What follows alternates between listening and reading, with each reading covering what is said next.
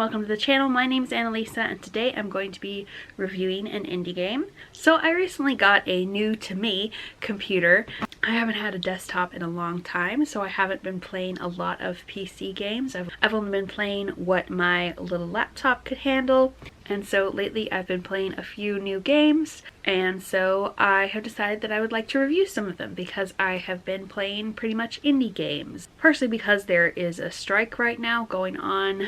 The SAG-AFTRA union is on strike from video game creators, from video game producers, because with a lot of mainstream video game producers were not willing to put in protections in the most recent agreements against AI, especially against the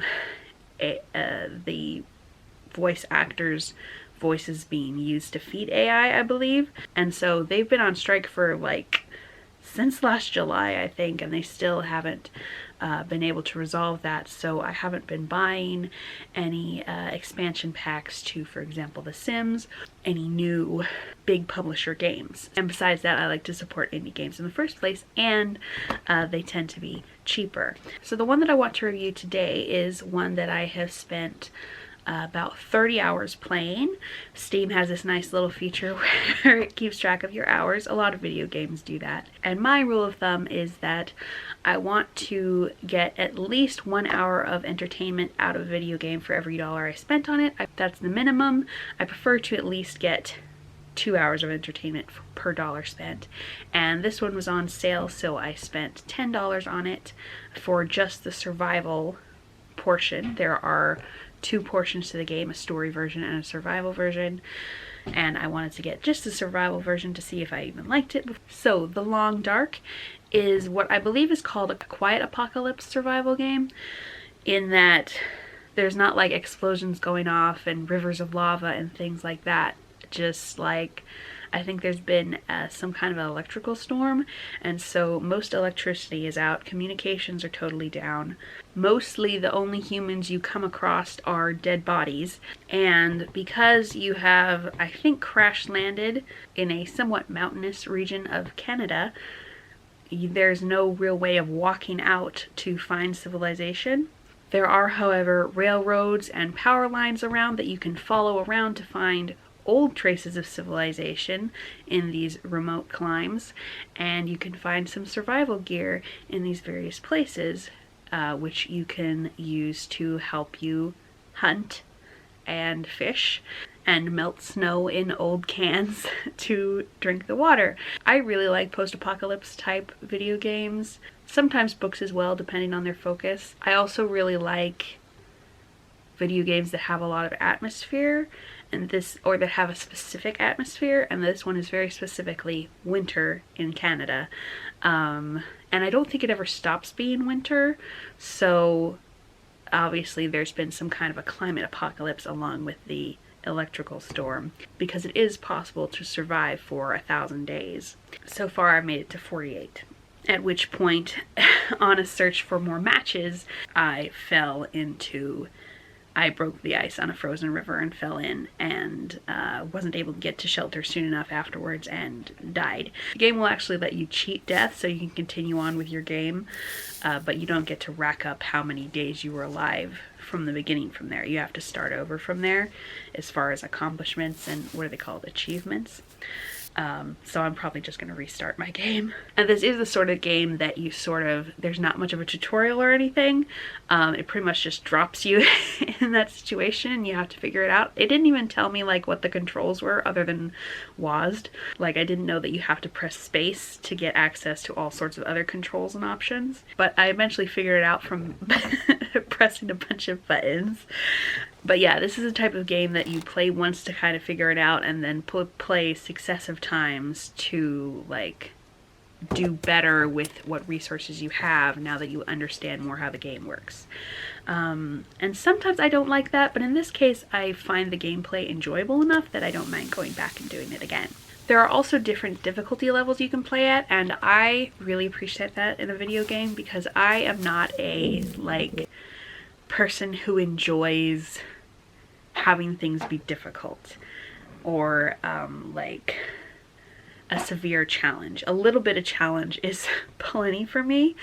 So I play a lot of my video games on easy mode, and this has a, I don't remember what it's called, but it's one where the animals, the predator animals specifically, behave like normal animals and will basically run away when they see you, whereas in successive levels of difficulty, predator animals will actually come after you and you have to defend yourself from them.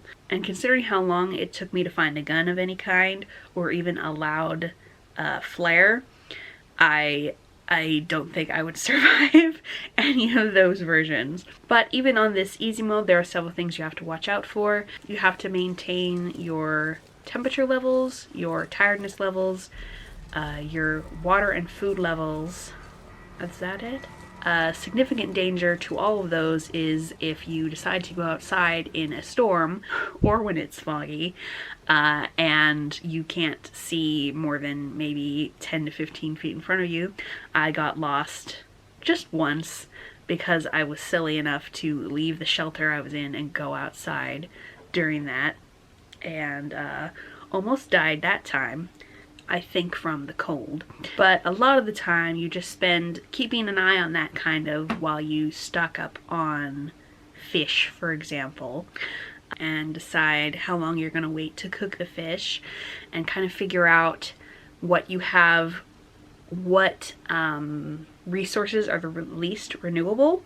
So like wood that is fallen on the ground that you can chop up for firewood is totally renewable. It just reappears a couple of days later in the same spot it was. Whereas whetstones to sharpen your axe that you need to chop the firewood do not respawn, so you have to keep the sharpness of your implements in mind. As I said earlier, I died while looking for matches because I found out that my least renewable resource that I would run out the fastest, sooner than I ran out of fishing hooks or ammo for my gun, would be matches to light my fires, to cook my food, and melt my water. So a lot of the gameplay is trudging through the snow, looking at sort of the clues in your landscape and far off things as to decide where to go next and where you might find more supplies. I had quite a hoard before I died, and the rest of the time is spent going back to places you have discovered have renewable resources, like the fishing huts on the lake, to get more fish, and a few like places where there are always bunny rabbits or deer hanging around that you can shoot with either a bow and arrow or a rifle. I tried sometimes with the pistol and that did not work at all. I think the pistol is pretty much for self-defense only.